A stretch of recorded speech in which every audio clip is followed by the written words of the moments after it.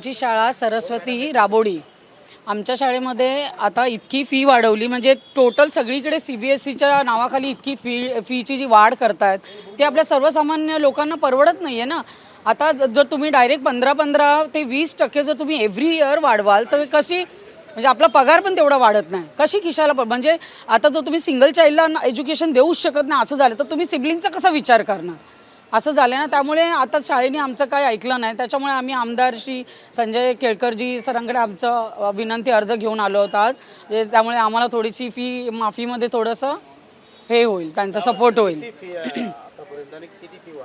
जे आता मी फक्त पहिलीचं सांगते, कारण माझं स्वतःची मुलगी आहे ना ती पहिलीमध्ये. तर लास्ट इयर पहिलीची 47,000 होती, आता यावर्षी 65,000 आहे. सेम बुक्स आहे, सेम शाळा आहे, सेम टीचर्स आहेत, पण फी डायरेक्ट इतकी वाढवलेली आहे. म्हणजे आता ती काय वेगळं शिकवणार किंवा काय. आणि डिजिटलाइज केलंय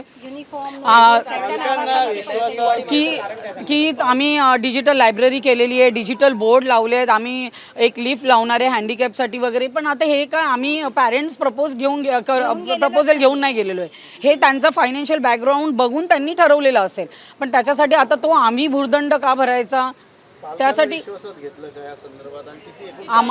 आम्हाला आधी कोणाला सांगितलंच नाहीये. ते म्हणतात की त्यांनी कोणालाच कोणाला आधी कळालंच नाही. डायरेक्ट आमचा आपला MCB ॲप असतो, त्या ॲपवरती डायरेक्ट आम्हाला ती फी शो झाली आणि त्याचं ड्यू डेट शाळेची लास्ट एक्झाम व्हायच्या आधीचीच होती, 1 मार्च असं. तर हे थोडं जरा अति होतंय हे CBSE. आता काय करणार दुसरं पाऊल आम्ही.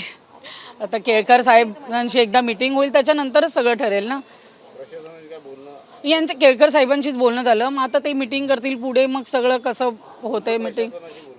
हो, आमचं फक्त आम्ही आता सध्या विनंती अर्ज तर देऊ शकलोय. आता पुढे बघू मीटिंग कसं होते, काय होतंय वगैरे. आजच मीटिंग होती, हेच की हे सगळं मॅनेजमेंटनी ठरवलेलं वगैरे. तर यात काय कमी, फक्त सवलत देणार, मुदत वाढ देणार की तुम्ही एवढ्या ह्याच्यात तुम्ही फी भरू शकता आणि मग तुम्हाला जो 500 रुपये जो लागतो चार्जेस लेट फी वगैरे तो लावणार नाही. शाळेने इतकं आम्हाला हे दिलं, पण मग बाकी कमी होणार नाही हे त्यांनी सांगितलं सरळ.